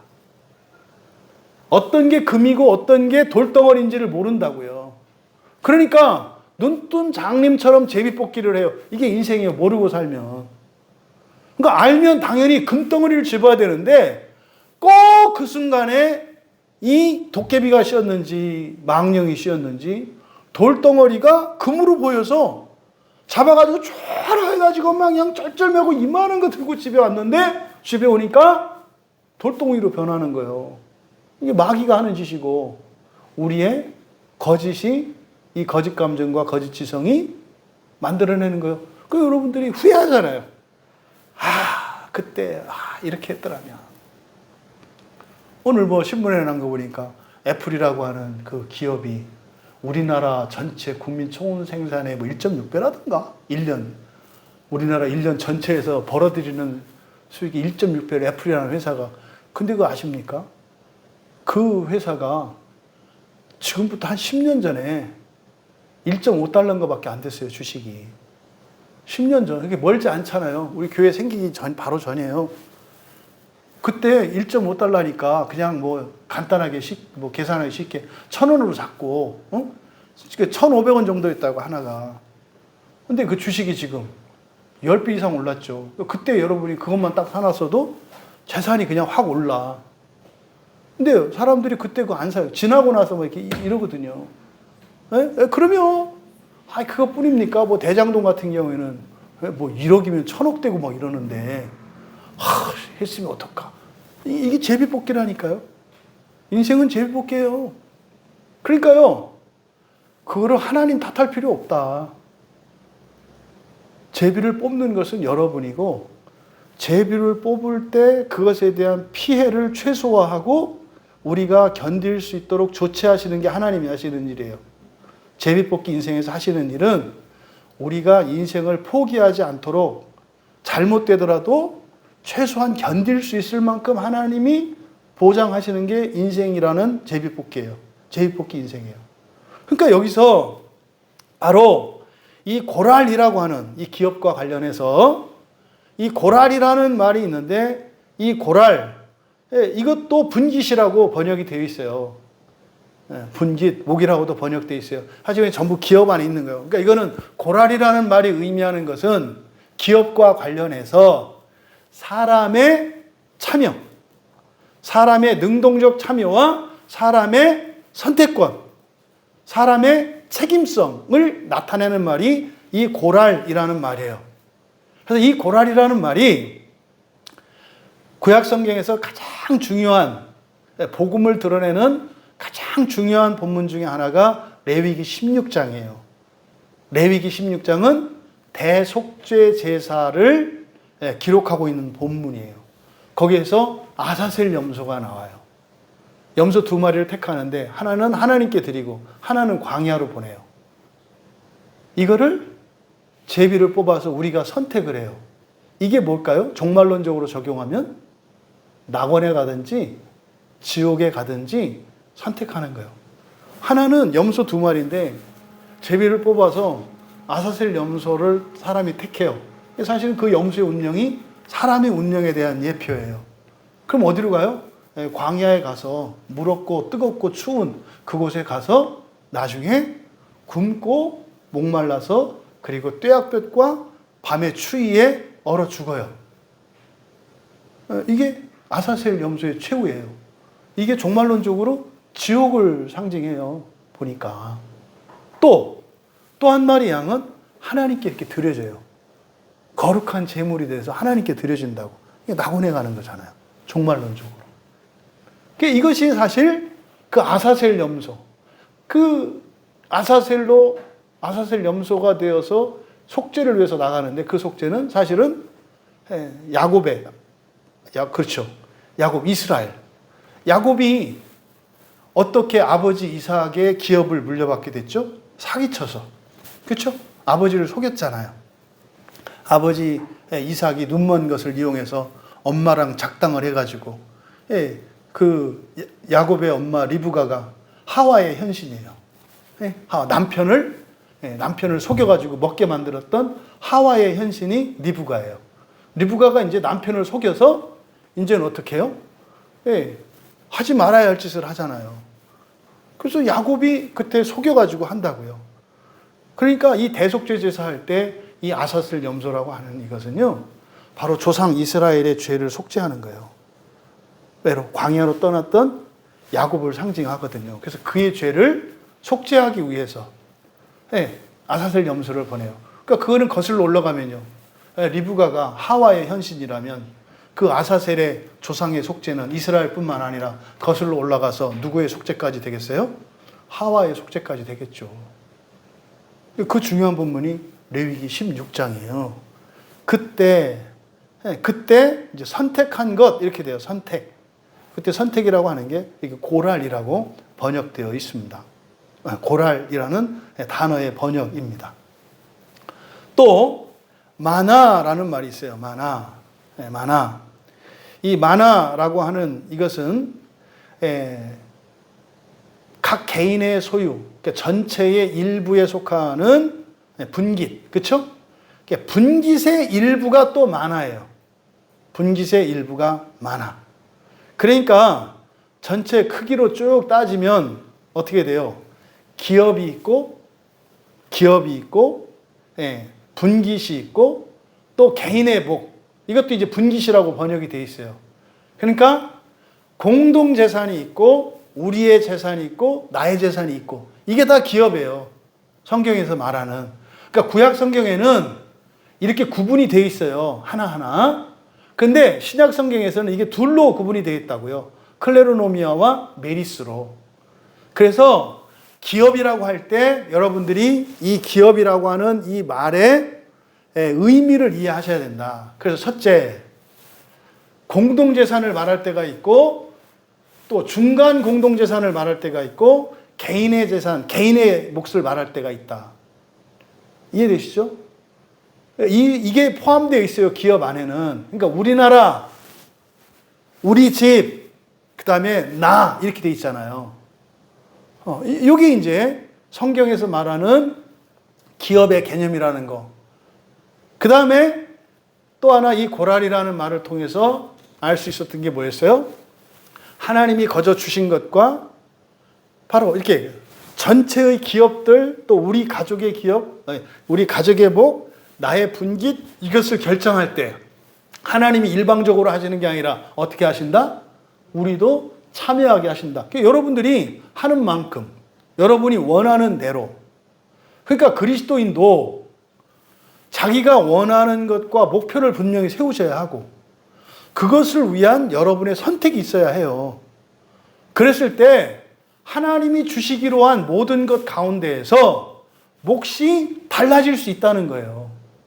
그럼 지금 내게 없어. 그럼 여러분이 바꾸면 된다 이 말이에요. 여러분이 목표를 바꾸시고 여러분이 선택을 바꾸시면 얼마든지 여러분 재산도 여러분의 신분도 모든 게 바뀔 수 있어요. 살아가는 동안. 그러면요, 예수를 믿지 않는 사람들은 바꾸려면 어떻게 해야 돼요? 자기의 능력이 있어야 돼. 근데 능력이 있어도 이 세상은 타락한 세상이라 안 돼. 그래서 어떻게 하는 게 인간적으로 더 지혜롭다 그랬어요? 수단 방법 가리지 말고 그거를 위해서 막 죽이고 뺏고 훔치고 사기치고 해서 가는 거예요. 신앙이 없는 사람들 입장에서는. 이해되시죠? 근데 우리는 그것이 질서가 깨진 세상을 살아가는 게 아니라 우리는 질서가 깨진 세상에서 살지만 우리는 질서가 회복된 것을 믿고 살아간다 이 말이에요. 그 일을 하시는 게 누구다? 성령께서 하시니까. 성령께서 하시니까. 게다가 처창조 세계의 질서만 회복된 게 아니라 우리는 새 창조적 삶으로 처창조 세계를 살아가요. 무슨 말이에요? 차별이 있고 능력에 따라서 차별이 있고 또 열심에 따라서 차별이 있고 또 과거에 따라서 차별이 있을 수밖에 없는 처창조 세상이 아니라 예수 그리스도 안에서 성령을 의지하면서 살아가면 현재와 과거에서 현재까지 살아왔던 모든 것의 결함과 부족과 무능력과 이 모든 것들을 극복할 수 있다는 거예요. 이게 그리스도인의 복음이에요. 이게 그리스도인의 복음이에요. 그래서 이 기업의 의미를 지금 이렇게 살펴보는 겁니다. 그래서 주로 이제 구약 성경에 보면 분깃과 기업 이렇게 이제 짝으로 많이 쓰이는 경우들이 많아요. 창세기 대표적인 본문이 민수기 18장 20절, 여기는 이제 아론에게 여호와께서 하시는 말씀인데, 너는 이스라엘 자손의 땅에 기업도 없겠고, 이때 기업이 뭐겠어요? 가나안 땅 전체에서의 그 기업을 말하는 거예요. 공동 소유를 말하는 거죠. 공동 소유, 기업. 그 다음에 그들 중에 아무 분깃도 없을 것이나 내가 이스라엘 자손 중에 내 분깃이요 기업이니라. 분깃, 기업 이렇게 나와 있잖아요. 이게 바로 이 분깃과 기업이라고 하는 게 나할라와 헬레크예요. 나할라와 헬레크. 근데 장기적으로는 이 아론에게 사실 주신 그 진정한 그 기업은 어디예요? 하나님의 나라라고요. 하나님의 나라. 하나님의 나라. 그게 너희들의 분깃이라는 거예요. 그래서 내가 너희들의 기업이요 너희들의 분깃이다. 그러니까 하나님 나라. 그런데요, 그조차도 내가 제비 뽑지 않으면, 다시 말해서 선택하지 않으면 그걸 차지할 수 있어요? 없어요? 없어요. 여러분들이 예수님을 믿고 기독교인이 되어서 하나님 나라의 그 기업을 받을 자가 되었죠. 근데 여러분이 선택하지 않으면, 뽑지 않으면, 여러분이 버리면 여러분의 것이 되지 않는다니까요. 그게 여러분의 것이 되려면 하나님이 주신 기업이라 할지라도 그것이 여러분의 메리스, 헬레크, 분깃이 되려면 여러분들이 어떻게 해야 돼요? 제비를 뽑아야 돼요. 선택을 해야 돼요. 그래서 오늘 나오신 거라니까. 그래서 성경 보시고 경건생활 하는 이유가 그거 하는 거라니까요. 그런데 이 기업은 어떻다? 종말론적으로만 말씀하는 게 아니라 현세적으로도 말해요. 그러면 구약 성경에 나와 있는 기업에 대한 자세한 설명, 이것이 신약 성경에서 여러분에게 이야기하는 복이에요. 복. 하나님 우리에게 주신 복. 이게 뭐예요? 구원의 유익, 상이겠죠. 근데 그게 자세하게 뭔지 구약 성경을 봐야 나오는 거예요. 그러면 구약 성경을 통해서 하나님이 우리에게 주시기로 약속하신 것, 이걸 기업이라고 한다고 그랬어요. 그 기업은 공동체적인 게 있고, 공동체적인 것 중에서 각자가 또 나뉘는 분깃이 있고, 그 분깃 가운데에서도 개인의 분깃이 있다. 그것은 뭐예요? 각자 하기 나름이다. 선택하는 거다. 정리되셨죠? 그러면 그 분깃, 그러면 우리의 분깃이 어디까지이고 내가 차지할 수 있는 게 무엇인지, 이게 구체적으로 구약 성경에서 설명하는 거예요. 먼저 첫 번째로 아브라함과 이삭의 기업이죠. 예, 이제 출애굽 이후에 출애굽이 아니죠. 애굽에 들어가기 이전에 홍수 심판 이후에 하나님께서 아브라함을 택하셔서 이제 그에게 하나님이 기업을 약속하세요. 그렇죠? 주겠다라고 하는 땅에 대한 약속, 땅과 자손과 그리고 권세에 대한 부귀와 영광에 대한 이런 약속을 기업으로 주세요. 그러면 그 기업, 그러니까 아브라함에게 기업을 주실 때 너와 내 후손 이렇게 얘기한다고요. 그렇죠? 너와 내 후손. 그러면 창세기 17장 8절에 내가 너와 내 후손에게 내가 거류하는 땅, 이 땅, 곧 가나안 온 땅을 주어 영원한 기업이 되게 하고 나는 그들의 하나님이 되리라. 그래서 맨 처음에 아브라함과 이삭에게 주신, 그래서 이 후손은 단수형으로서 바로 장차 나타날 예수 그리스도를 예표한다고 그랬어요. 그 후손이. 그러면 가나안 땅이에요. 아브라함에게 약속하신 땅은 가나안 땅이라고요. 그러면 그 땅은 유산으로 상속이 되죠.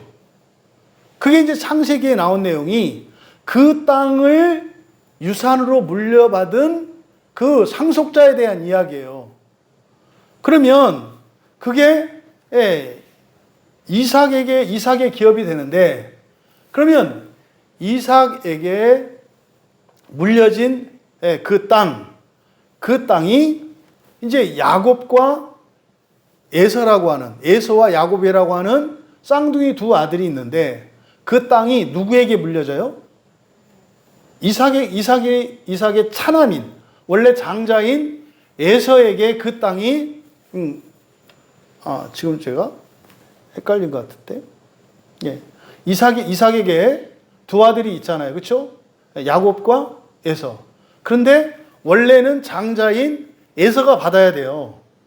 근데 야곱이 이것을 이어받는다고요. 근데 이게 불법이 있었다 그랬잖아요. 그래서 이것 때문에 바로 아사셀 염소가 이제 나중에 제사법에서 나오는 거예요. 그러면 어쨌든 불법이었지만 그 야곱이, 차남이었던 야곱이 장자가 받아야 될 그 할아버지 아브라함에게 준 가나안 땅의 기업을 야곱이 받아요.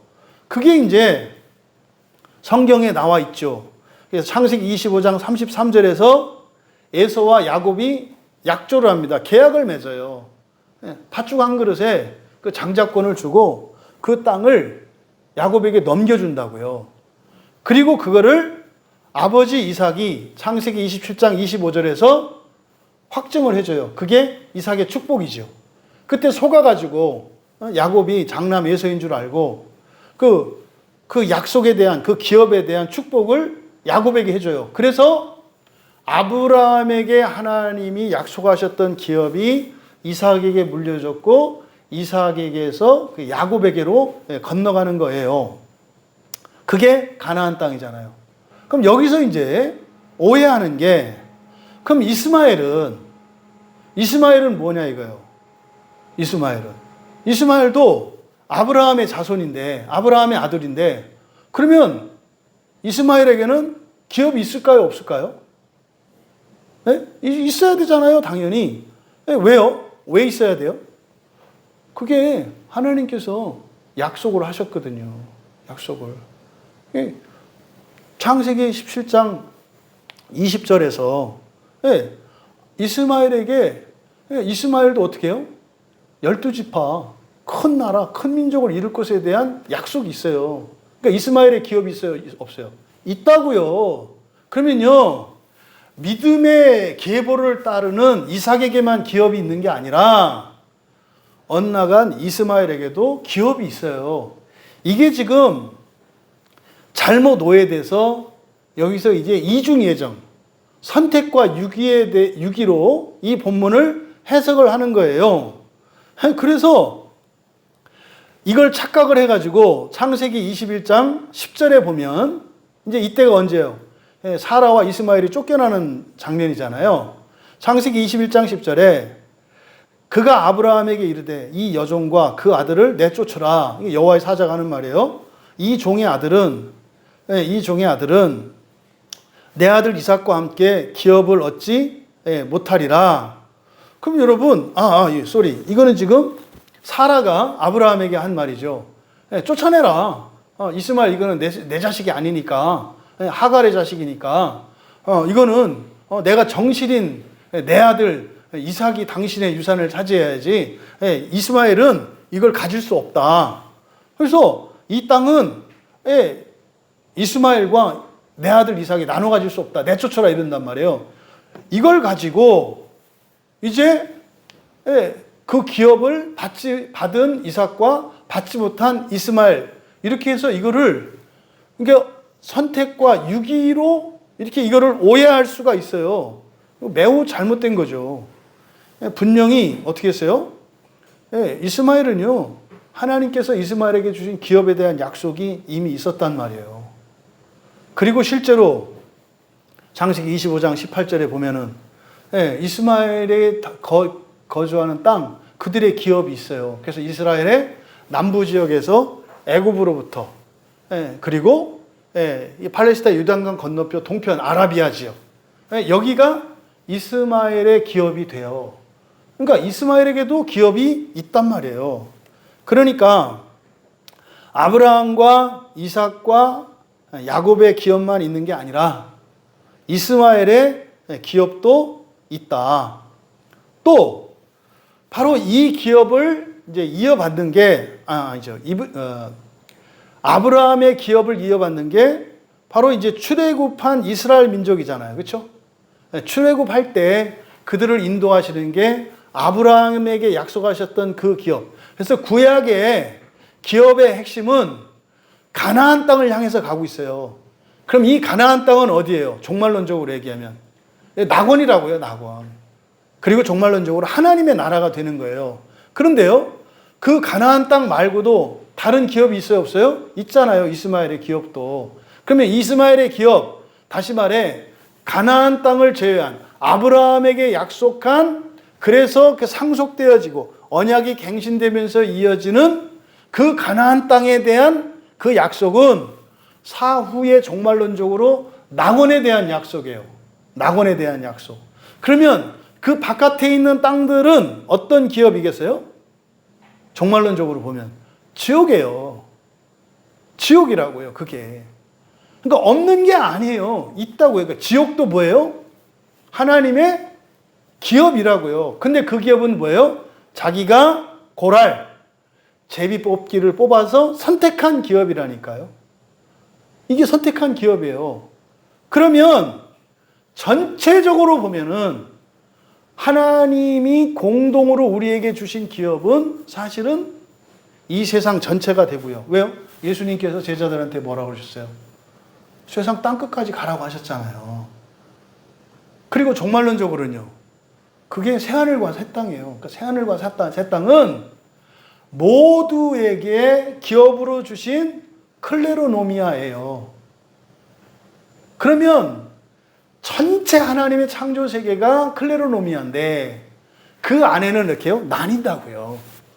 종말에는 낙원과 지옥으로 나뉘고 하나님의 나라와 이 지옥으로 나뉘고, 이 세상에서는 천국과 지상의 나라로 나뉘고, 또 이 지상에서는 대륙으로 나뉘고 국가와 영토의 그 기준, 국경에 따라서 나뉘고 한다 이 말이에요.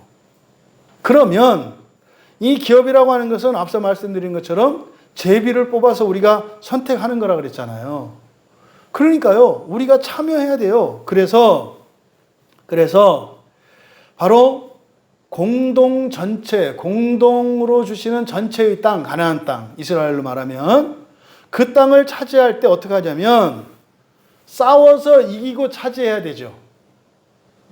전체에서 각 12지파 나눠서 제비를 뽑아서 선택은 하는데 그 땅을 사실은 우리 지파의 땅으로, 우리 가문의 땅으로 삼으려면 거기 가서 싸워서 이겨야 되잖아요. 그래서 그 기업을 의미하는 나할라,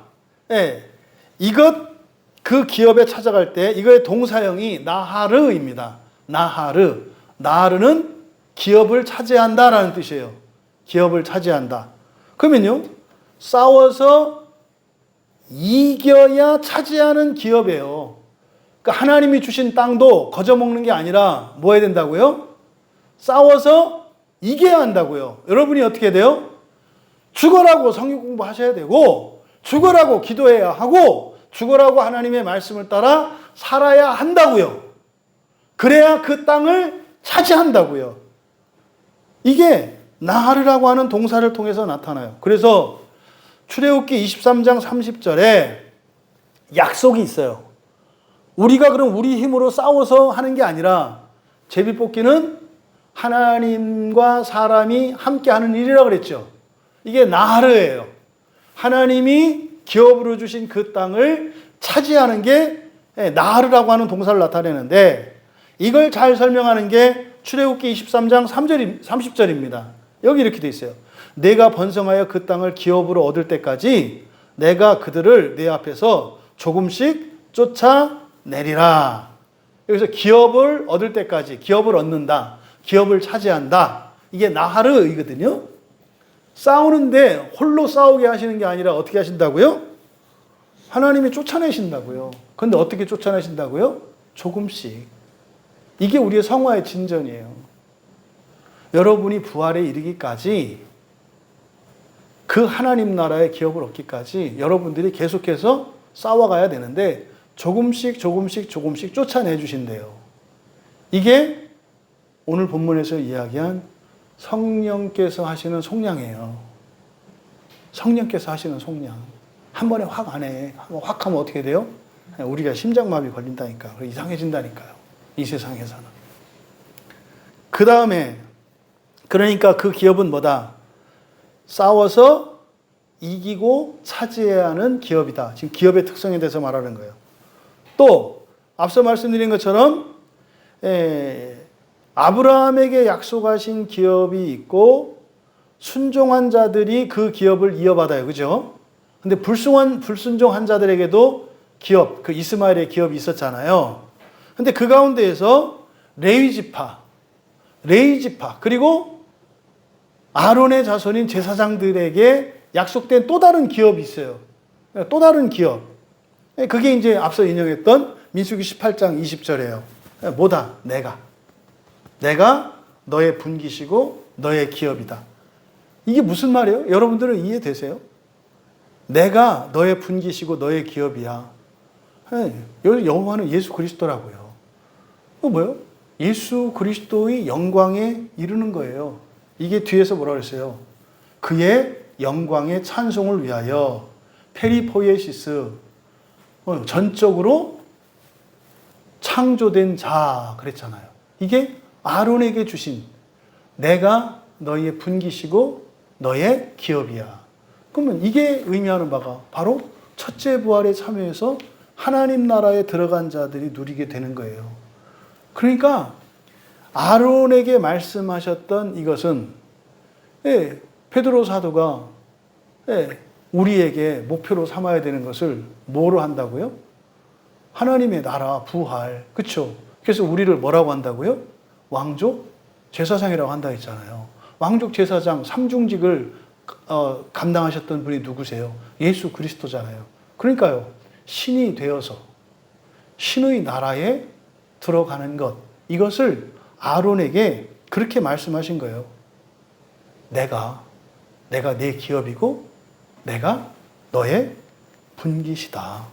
그러니까 이것은 하나님 나라에 대한 예언이었죠. 아론에게 말씀했다는 게. 그 다음에 또 이외에도 뭐 롯에게 주시는 요단강 동편에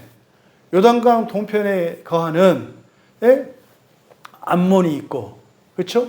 또 모압도 있고, 그리고 에돔의 후예, 에돔 족속이 있잖아요. 이들도 그들의 다 기업이잖아요. 그러니까 바로 순종을 했던 그 언약의 계보를 따르는 이들에게만 그 기업이 주어지는 게 아니라 누구에게도 주어져요? 불순종한 자들에게도 주어져요. 어디에서? 이 땅에서. 그러면요, 죽어서도 기업이 있어요, 없어요? 있어요. 근데 죽어서 받는 기업이 뭐라고요? 지옥이라니까요. 지옥도 기업이에요. 젖과 꿀이 흐르는 땅으로 순종해서 차지하라고 했던 그 가나안 땅만 기업이 있는 게 아니라 가나안 땅 주변에 있는 황무하고 헐벗은 그런 광야와 사막들도 기업으로 받아요. 근데 그것은 각자가 선택해서 받는다 이 말이에요. 그래서 신명기 2장 9절, 19절에 보면 그 신명기 2장에 보면은 바로 롯 자손에게 그리고 암몬 전부 다 암몬, 모압, 에돔, 에돔은 에서의 자손들이잖아요. 에서의 자손들에게도 기업이 있고 또 롯의 자손, 롯의 자손은 누군지 잘 아시잖아요. 소돔과 고모라 사건 이후에 두 딸이 아버지와 통간에서 낳은 자식들, 인간의 어떤 혈육의 그 도리를 넘어서는 범죄로 태어난 자식들이잖아요. 걔들에게도 기업이 주어진다니까요. 기업이 주어져요. 심지어는 슬로보아스의 딸들에게도 기업이 주어져요. 아들들에게만 주어지는 게 아니라 민수기 27장에 가면은 아들 없이 죽었단 말이에요. 그러니까 딸들이 아들 없다고 땅을 안 주니까 그 슬로보아스의 딸들이 소송을 제기한다고요. 우리에게도 아버지 분깃을 달아. 왜 삼촌들이 작은아버지 큰아버지들이 다 가져갔어. 달라고. 그래서 재판을 해서 그 슬로보아스의 딸들의 승소를 하죠. 주잖아요.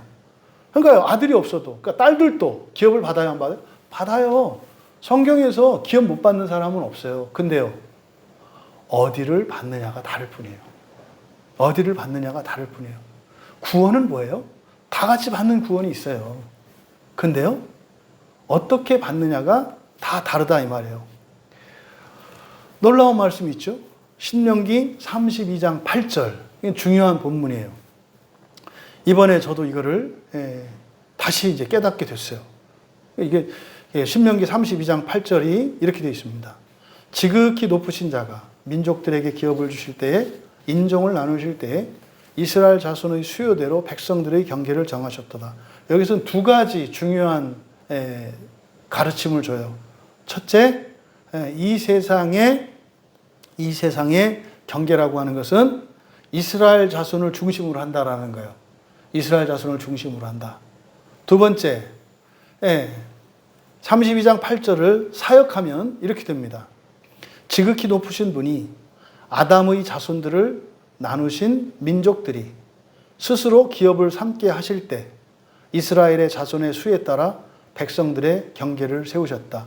이게 지금 우리말 성경은 인종이라고 번역해 놓았거든요.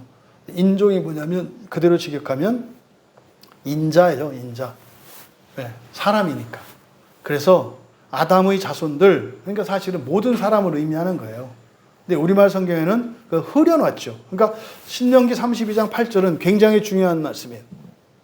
뭐예요? 아담의 모든 자손들에게 기업이 있다 없다? 있다는 거예요. 아담이 뭐예요? 사람이잖아요. 그러니까 모든 사람에게 기업이 있다 없다? 있다. 그러면 그 기업이 어떻게 정해지느냐? 이스라엘 자손의 수에 따라. 그게 무슨 말입니까? 이 세상을 살아가는 모든 사람들이 종말론적으로 뿐만 아니라 현재의 삶 속에서도 하나님이 주신 이런 기업이 있는데 그것은 누구에 따라 경계가 지어진다? 교회예요. 신자예요. 그래서요, 교회가 그 나라의 부와 이런 존귀함을 결정하는 거라고 신명기 32장 8절에서 얘기한 거예요. 놀라운 말씀이죠. 그러니까 여러분 지금 뭐 하고 있는 거예요? 애국하고 있는 거예요. 할렐루야. 응? 근데 안 알아줘요. 가서 얘기하시면 안 돼요. 얘기하면. 성경이 그렇게 써 있다고.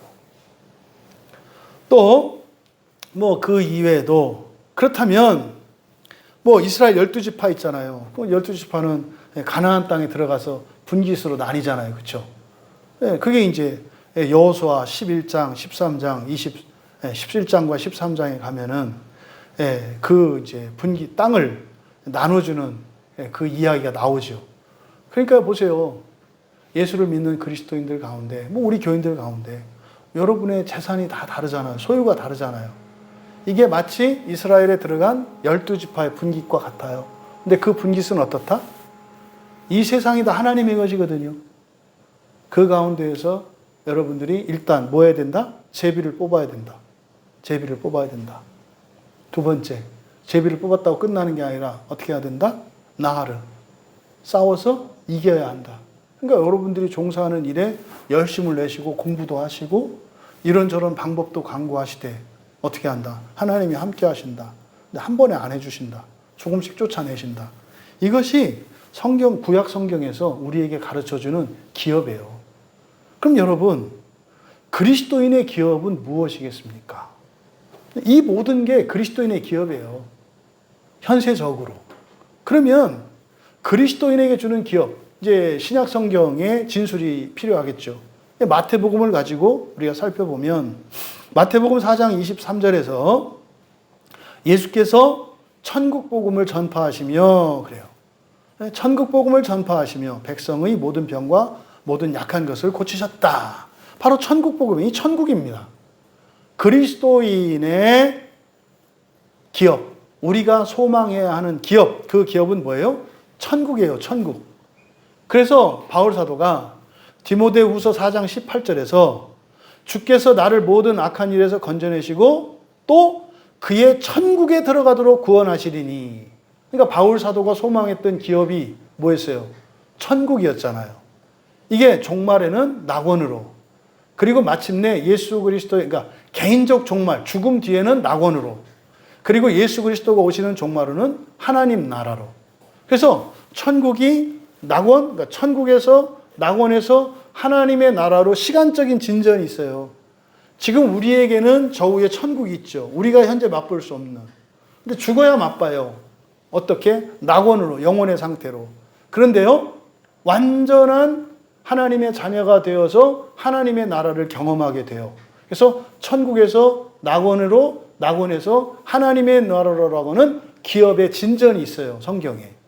그러니까 예수님께서 맨 처음에 가르쳐 주신 게 그 천국이 우리의 기업이라는 거죠. 또 마태복음 18장 9절에서 한눈을 빼라. 차라리 두 눈으로 지옥 가는 것보다는 한눈으로 영생에 들어가는 게 낫다. 그래서 그 천국, 낙원, 하나님의 나라, 다시 말해 우리의 소망의 기업이 특성이 무엇인지를 영생이라고 말해요.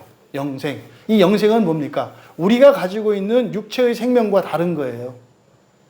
그것은 완전한 그 나라에서의 누리는 삶 전체를 말하는 거예요. 그러니까요, 그 나라, 그 천국에서, 낙원에서, 하나님의 나라에서 누리게 될 삶, 이것이 우리가 바라야 할, 소망해야 하는 기업이에요.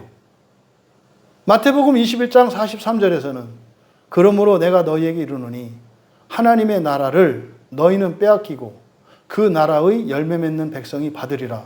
그러니까요, 하나님의 나라가 임하기 전까지는 하나님의 나라를 잃었다가 다시 얻었다가 하는 일이 일어나요, 안 일어나요? 일어나요. 일어난다고요.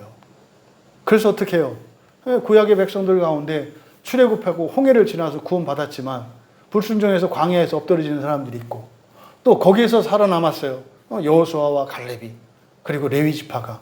하지만 그들이 가나안 땅에 들어가서 또 불순종함으로 또 죄 가운데 하나님의 진노 아래 죽기도 해요. 그러니까 하나님의 나라를 얻었는데 또 잃어버려요. 그래서 바울 사도가 뭐래요? 얻었다 함도 아니요. 여러분, 그러니까 여러분들에게 주어진 하나님의 나라는 살아있는 동안은 뭐예요? 가변적이에요. 그런데 이게 불안해할 필요가 있어요, 없어요? 없어요. 여러분들이 무엇만 하시면 된다? 선택 잘 하시면 되고요. 선택하시면 되고 경건 생활 하시면서 예수 그리스도를 믿고 살아가시면 뭐 여러분들이 걱정할 일이 없어요. 그런데 그랬잖아요. 마태복음 21장 43절 하반절에서 그 나라의 열매 맺는 백성이 받으리라. 그럼 그 나라의 열매 맺는 게 뭐예요? 여러분 내적으로 죄를 깨닫고 그 죄와 싸워서 이기는 거예요. 그 죄가 가나안 땅에 있는 가나안 족속이에요. 여러분에 있는 인간적인, 육체적인, 영적인 이런 결함들을 깨닫고 이런 악한 습관들 이런 것들을 바꾸고 변화해가는 거 그게 그 나라의 열매예요. 많이 맺어야 된다. 적게 맺어야 된다. 그러면 많이 받고 적게 받는 건 있어요. 근데 그 나라에 들어가는 것은 열매를 맺으면 돼요. 현재적으로 여러분들이 회개의 열매가 있고 회개의 열매라는 게 뭐예요? 바뀌어 내가. 주변 사람들이 내가 좀 바뀐대. 그리고 여러분의 일상생활에서 변화들이 일어나. 그게 뭐예요? 그게 그 나라의 열매라니까요. 그럼 받아요. 그러면요, 안 뺏겨요. 원래 하나님의 나라는 모두에게 공동으로 주신 거예요. 예수를 믿는 순간. 그런데 그것을 잃어버리는 사람들이 계속 일어나는 거예요. 끝까지 뺏기지 않으시고, 잃어버리지 않으시고, 뺏기지는 않죠. 여러분이 던지는 거니까. 끝까지 잃어버리지 않으시고, 그 유업을 받으시는 여러분 되시기를 주님의 이름으로 축원합니다. 그런데 바울 사도는 뭐라 그랬어요? 이것이 우리에게만 달려있는 게 아니라 뭐다? 된다. 성령께서 우리의 보증이 되어주셨기 때문에 뭐하면? 여러분이 마음만 먹으면 그리고 포기하지만 않으면 믿음을 잃지 않고 그 소망을 붙들고 하나님의 말씀을 따라 살아가면 성령께서 반드시 이루신다. 이렇게 해야 지옥 안 가고 저렇게 그거 아니에요.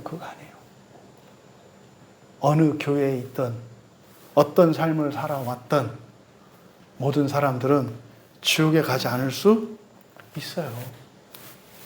엄청 뭘 하고 안 하고 그건 상의 문제라고. 그러니까요. 예수님이 오셔서 우리에게 주시는 유익이 뭐라고 하세요? 지옥에서 나올 수 있게 해주신 것. 두 번째, 아예 지옥에 가지 않게 해주신 것. 근데 그건요, 누구는 할 수 있고 누구는 할 수 없잖아요. 그래서 모든 사람이 할 수 있도록 하시기 위해서 성령을 보내주신 거예요. 바로 바울 사도는 예수님이 우리에게 성령을 보내주신다고 했던 그 말씀의 의미가 종말론적으로 또 현재적으로 어떤 의미인지를 우리에게 가르쳐주고 있습니다. 여러분, 이제는 예수님의 모든 약속을 믿으시고 그리스도 안에서 살아가시는 여러분, 성령의 인치심과 성령의 이 보증, 그것을 믿으시고 여러분의 있는 그대로에서 여러분의 현재의 삶으로 그 나라의 기업을 위하여 살아간다면 종말론적으로 뿐만 아니라 여러분의 현재의 삶 속에 하나님의 은혜로 살아가시는 인생이 된다는 겁니다. 우리의 보증 되시는 성령, 그 성령의 은혜를 덧입는 우리 모두 되시기를 주님의 이름으로 축원합니다.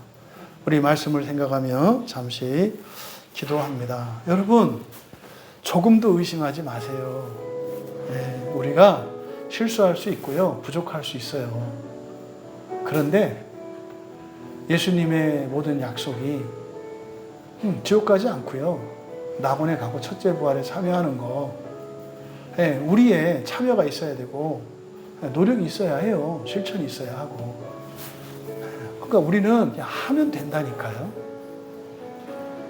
그것에 대한 보증이 성령이시라고 하는 이 말씀을 붙들고 여러분이 구원에 대해서, 기업에 대해서, 그리고 하나님의 상급에 대해서 여러분들이 어떤 목표를 가지고 어떻게 살아왔는지, 또 성령의 보증이라는 이 말씀과 또 여러분들에게는 이 기업에 대한 성경의 말씀을 통해서 깨닫게 된 것이 우리의 주체적인 선택과 목표 설정, 그리고 실천과 노력, 거기에 성령이 반드시 함께 하시며 도우신다고 하는 약속이 있다는 사실을 깨달으시고 우리 각자의 인생을 되돌아보며 여러분의 소원과 또 지금까지 여러분들이 놓치고 살았던 그런 것들이 있다면 이 시간 회개하고 하나님 자유로운 인생, 영광스러운 인생으로 살게 하옵소서. 우리 같이 기도합니다.